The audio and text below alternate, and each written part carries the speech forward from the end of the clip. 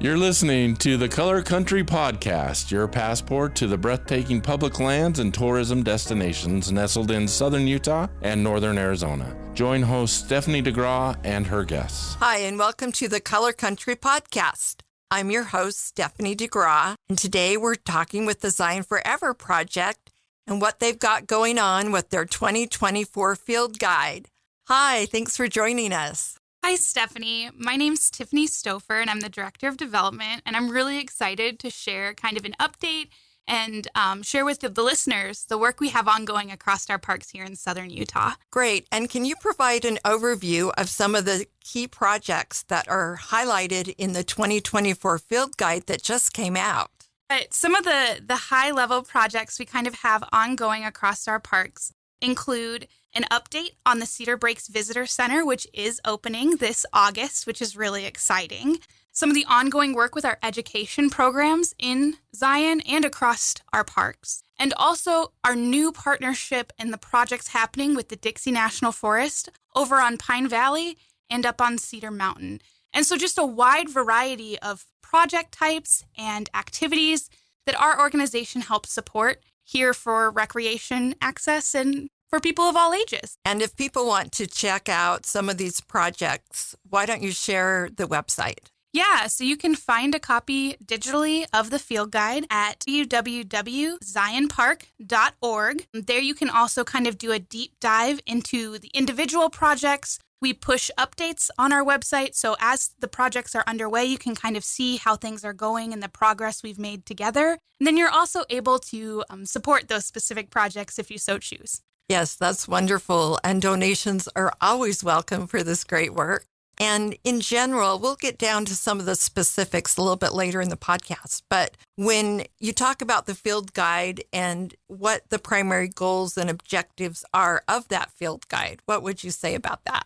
So there's kind of two main goals with the field guide. The first one is to really create awareness of the need that our parks have. So annually, each of our parks that we sponsor, Zion National Park, Cedar Breaks National Monument, Pipe Spring National Monument, and now the Dixie National Forest, submit projects that they know they need funding for. These are things that go above and beyond what the federal government is able to provide. And so we kind of use the field guide as like those high-line priority projects. So awareness is a big part of what the field guide is. The second goal with that is once we have the awareness and can tell those stories, it's raising the funds to help meet those needs. We're really blessed to live in such a gorgeous area where recreation is abundant, but making sure that access and availability and, proper recreation is all available is something that we really seek to do. And so this field guide helps us do that. Absolutely. When you're looking at all the projects, there's so many things that still need to be done, maybe improved upon because they became older. I'm thinking like campgrounds and things can get out of date. And then you've got new needs like the new welcoming centers and visitor centers. How do you guys prioritize which projects to do each year?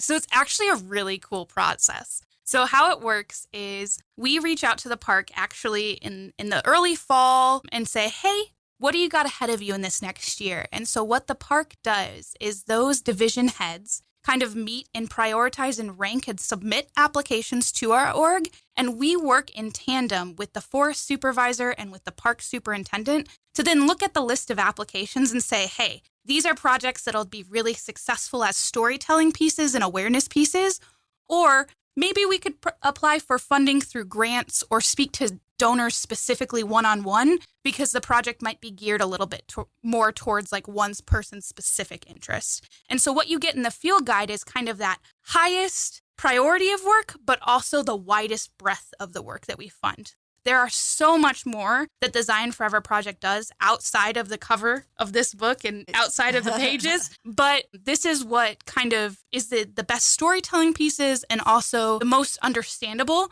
to donors and organizations that we work with for grants or funding. And also, I would add maybe just also so that the public can understand some of these key things that you guys do. And what role does the public support and donations play in the success of all these projects? So the really cool thing that sometimes the public doesn't know when you visit one of our parks, especially if you're taking your grandkids or your kids, like the educational experience is super important.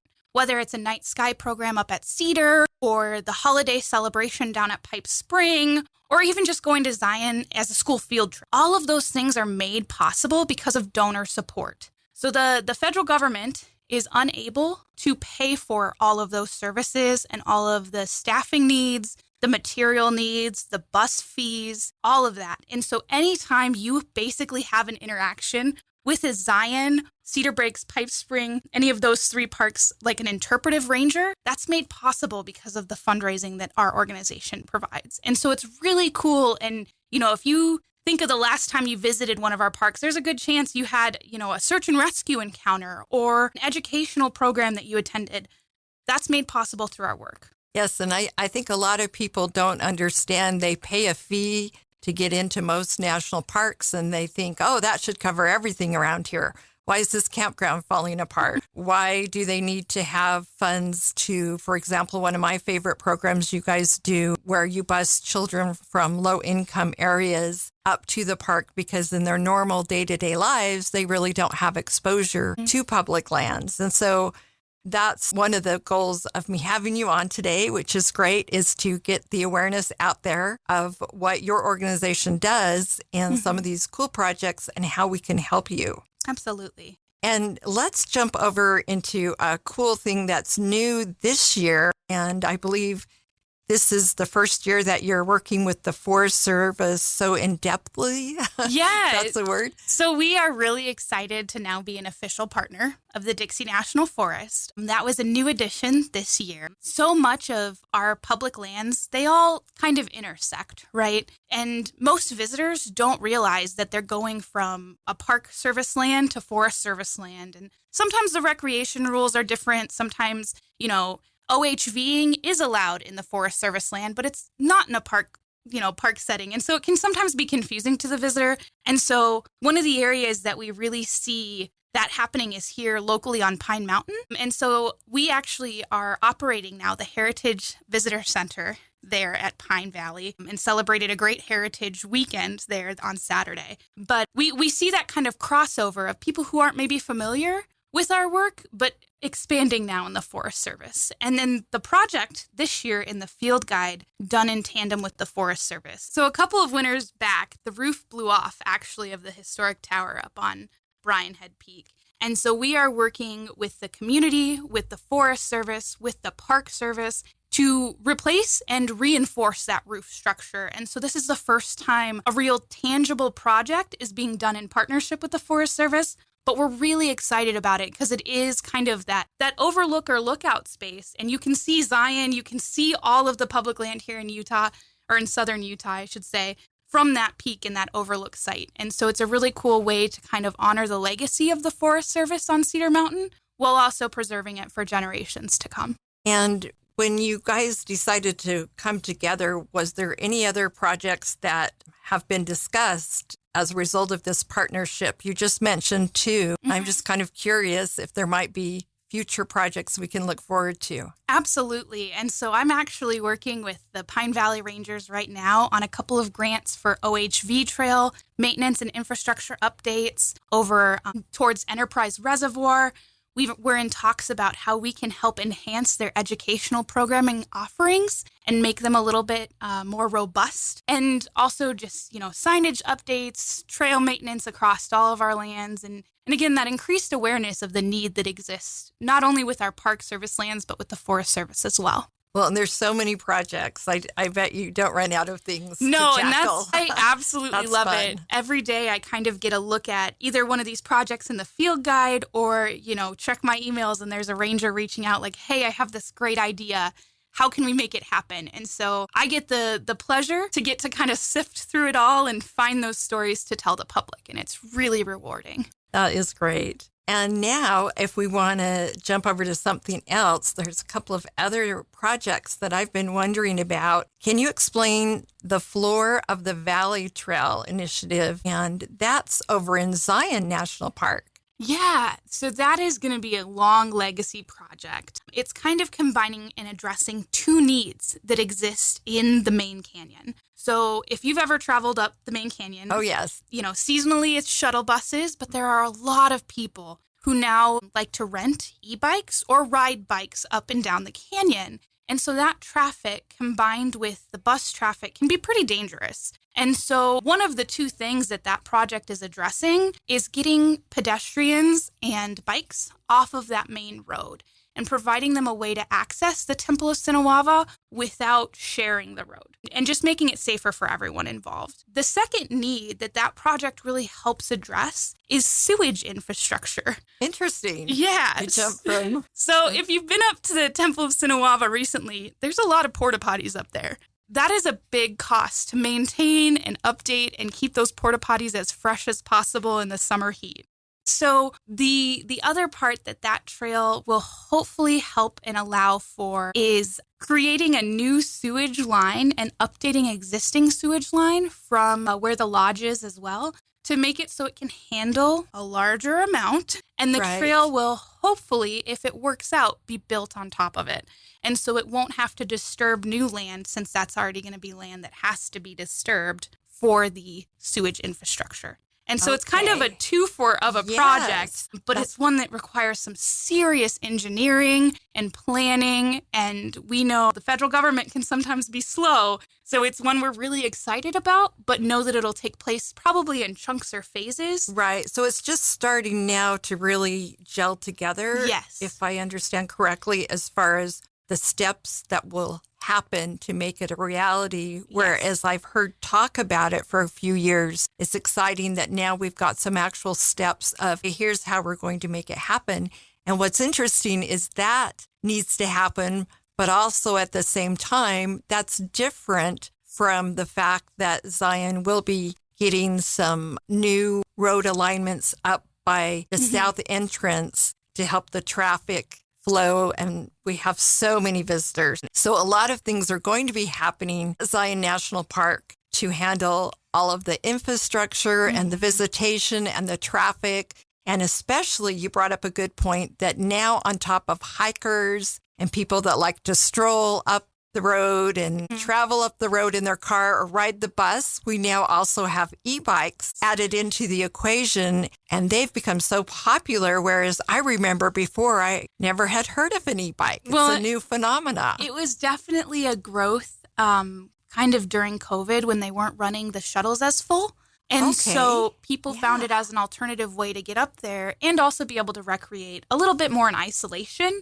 And so it kind of became a thing in 2021 and continues to grow. And, the park is really working with the town and with some of those retail locations in town to provide appropriate safety messaging for riders, make sure that it's consistent with map usage and things like that. But this project will really help address some of those concerns and hopefully make the park a safer place for everybody. Absolutely. And it's amazing challenges and then the creative ways that the park and also your organization come up with to help manage these challenges. And speaking of trails, looks like you're going to be extending another popular trail, and I'll let you pronounce it. Yeah, the Pa'arus. So that's the current multi-use trail that runs from the visitor center to where the turn is for the Canyon Road that goes down to the Temple of Sinawava. And so that extension will be built. That's all part of that Floor of the Valley Trail project. Okay, so it ties into that as well. It's the extension of that trail. You'll have the extension of that trail, but then you'll also have another trail.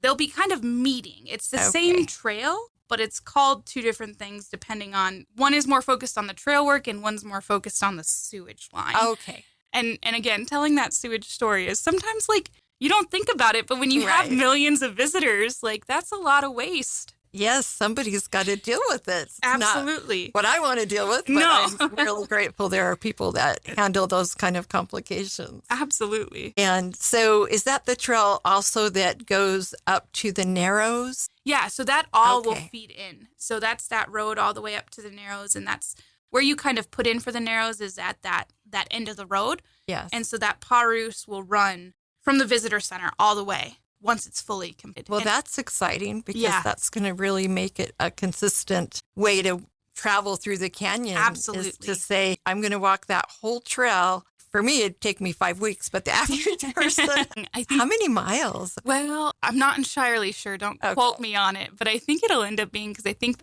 from Canyon Junction to Temple of Zinawava, it's around 8 or 9, but the Park Service will know for sure. So you'll have to double check with I'll them. check on that. It'll be a long one, but it'll be good. So there's 2 really parts to this project.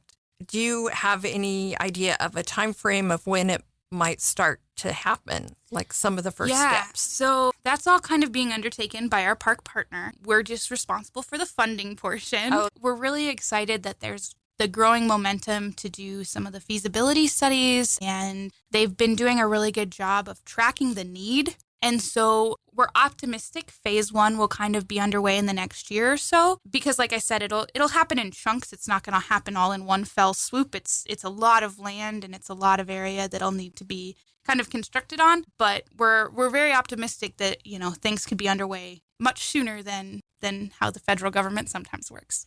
Well, and thanks to you guys, you kind of help it. We're kind of Move pushing it along and, I love that. working with some of our partners and some of our donors to find the resources to make the studies happen and to make sure we have all the right people at the table as these decisions are being made. And that's a good point that you bring up, that there are all these wonderful ideas and improvements that need to be made, but there's a process. Yes. So the first has to be the studies and the public input and all of that. Mm-hmm. But it's wonderful that it's launching and going in that direction to address some of these things. Absolutely. Well, let's jump over the new Cedar Breaks Visitor Center. I'm excited about that because that's something that has really been a need with so many people discovering that area. Zion sometimes overshadows some of the areas, but this is such a beautiful, special place.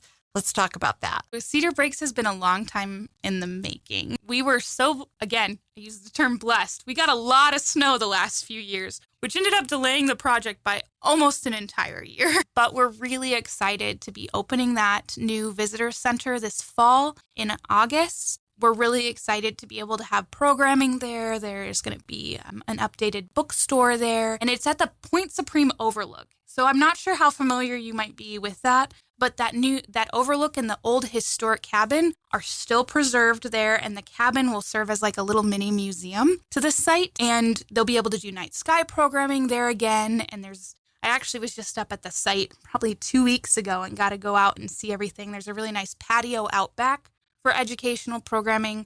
It's just going to be a really wonderful new facility that was made possible by state support, the federal government support with the Centennial Challenge, and so many of our donors and advocates saying, hey, we need to get this done. And so we're really excited to be celebrating it this year.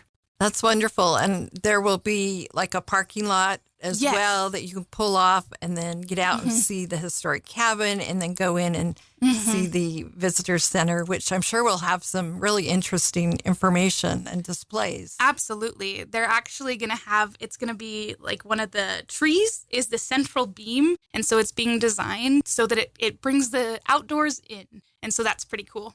That is cool and very unique. So let's talk about another cool program that you guys do already at these national parks and monuments that you support. Let's talk about how you're going to expand the dark sky education. So the night sky is a resource. Just like the plants or the trees or the animals in a park, the night sky is just as valuable. And in fact, sometimes is even more valuable because it is under threat due to light pollution. And so one of the things that, Cedar Breaks specifically has been doing really well for a long time is having phenomenal night sky programming. Zion is a little bit more unique due to the number of visitors we have in the park and the fact that the night sky is kind of cut off by the canyon walls. You get a more limited night sky, but it is a really cool opportunity for millions of visitors to connect with a resource that they might not have at home. We take the night sky for granted. So many of us live in areas that have quite a bit of light pollution. And here in southern Utah, there are still like little islands of really dark skies. And so people can go to those programmings and experience something that not everyone gets to see. Zion's in its discovery phase, figuring out what's going to work best for it, because it is a big park with different needs than Cedar Breaks. And then down at Pipe, they've really done a great job of blending some of the indigenous night sky heritage in with Western night sky storytelling. And so they've really worked to kind of make a comprehensive and cohesive story of the importance of this resource. And so it's really unique. Each park has kind of attacked night sky programming differently and been very intentional about how it's presented and how it gets shared with the visitors from around the world. Now you make me want to go to all three night sky events. I am a huge fan of them. They're so unique. I think a lot of people don't realize that the night sky really affects our animals. It definitely plays a part in animals, but even us humans. Like, we need darkness to sleep. Our brains don't like to rest without it. And so the night skies, well, they are amazingly beautiful and really unique. And, you know, you can really capitalize or focus on different areas when you're at one of our different parks. It's still really important in your own backyard and in your own home. Exactly. Yes, and we even as humans need to have dark skies to get a good night's sleep. I've really noticed that myself, that sometimes if it's any kind of artificial light coming through a window and it's too bright, I put the pillow over my head because it's so annoying. Yeah. So, and that's one of the cool things. So when people go to those programs, they can take that little bit of the park and that knowledge back with them on how they can maybe make improvements to the lighting at their house or improvements, advocacy to their neighborhood or towns about how to be a little bit more dark sky conscious. Definitely. And I know a couple of years ago, the town of Springdale was awarded a dark sky designation, but they had to go through a lot of revamping to make sure that the lights that are already in town were not too bright. And so that was an interesting process as well. Well, let's jump over to another subject that I think is really cool. You guys are going to do some mountain lion research and the significance of that animal in the Zion ecosystem. Please tell me about that. First off, mountain lions are an animal you don't see generally in our parks. It is incredibly rare. Like, I was surprised because I thought there was some cats, but not, in my mind, is the mountain lion the bigger cat? Yes. Okay. It is kind of the apex predator of the park system, specifically Zion. And so you'd have to talk to the experts to get a full lot of detail, but this project specifically is really interesting because in the past we've studied the prey animals. So the mule deer and the bighorn sheep, and kind of looked at and tracked those animals and their habits. This will be the first time in a number of years where the Park Service will be going out and collaring the cats themselves. And so, yeah, Okay, they'll be collaring them to kind of see where their habitats kind of are and where they're interacting with their prey. And, you know, are they in areas we didn't anticipate, or have they moved since the last time a study was done? Just looking at all of those factors. It's great to have them in our parks. They really do help with population control of the game animals and keeping the herds healthy. You sometimes don't think about that. It's like, oh, the poor bighorn, or oh, the poor mule deer, but that's important to nature balances itself out, right? Exactly. But we want to make sure, and with this study, making sure not only that we kind of know how many mountain lions are in the area, but where they're at. So if we need to update signage or update maps to reflect that for visitors, we can also be aware of it. It's usually the prey animals you study. It's not usually the big cats. And I don't know that they technically classify as a big cat in terms of correct terminology, but you know, it's a unique perspective that we'll be able to get with this study. Absolutely. And I'm excited to get with some of the wildlife biologists later this year and do a more in-depth story about this project and also about the cats themselves. And do you know, is that going to be starting soon? Zion National Park is working with a expert who has done similar studies in Arizona and New Mexico, I believe. And so he's lending his expertise to help do this study here in our park. Wonderful. And so it's a really cool and unique opportunity for, again, to see what's going on with the mountain lions, because we're not really sure. Well, they're not out there where you can see them. No, and they're pretty good hiders. Yes, they definitely want to be left alone and do their thing. So I think it's going to be so fascinating to find out. Like you said, maybe they used to be in one area of the park, but with all our visitation, I'm wondering if it's pushed it to somewhere else. Someplace else. And so And do they go in and out of the park? I'm wondering. And that'll be really interesting. Are they in Springdale, or are they headed over towards Orderville or on the east side? Like, we're not really sure where they're at. And how many? And we also are not sure about that either. So that's going to be a really cool project. I'm excited to have you talk with the biologists. They're such experts and have all the great info. Well, believe me, I've been trying to actually talk to them this summer, but they are really busy. And this is the time of year where they're out in the field doing their studies, like projects like this. And so definitely I'll be following up with them.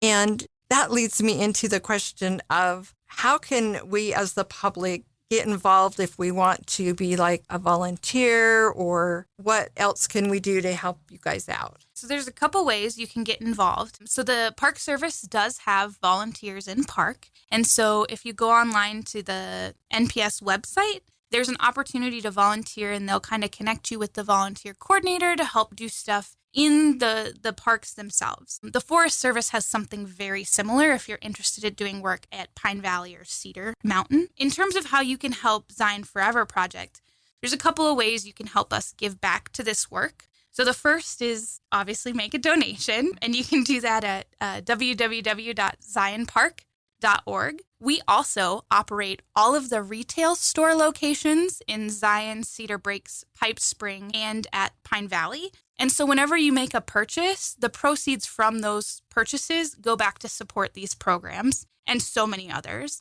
The other way I would say is just be an advocate. If you see us boothing at a local event, come say hi, sign up to be a part of our newsletter, and learn about the work we're doing. You can always stop by our offices and pick up a copy of the field guide, or check us out online and just know what's kind of going on and share it out, because we would love to have your support and all things. And it's just such phenomenal work that impacts so many people here, and it's really important. Definitely. And I think it's wonderful that if you have like a special area that you're interested in, or you're not sure what you maybe other things that we even haven't had a chance to talk about, find out if there's an area that interests you, because as a volunteer, you're going to have that passion to donate those hours to the organization that really has done so much for Zion National Park and the other places that we talked about. So I would really encourage people to check out your website and sign up for the newsletter so they can know all of the projects that would be interesting enough that you might want to volunteer. And I know volunteers are so important because you don't have to commit a lot of time, but any little bit of extra time you can donate to a nonprofit such as yours is so helpful and so amazing to help these wonderful public lands that we all enjoy so much. Absolutely. Thank you. Thank you for having me, for helping us share some of the work we have going on and show the work off that we help make possible in our public lands. So yes, and it's fun because I think a lot of people don't realize how much the nonprofits like yours can really preserve what we have so that we'll have it for future generations. Okay, I'll get off my soapbox. Thanks, everybody, for joining us. This has been the Color Country Podcast. You've been listening to the Color Country Podcast. Enjoy your public lands and remember to leave no trace.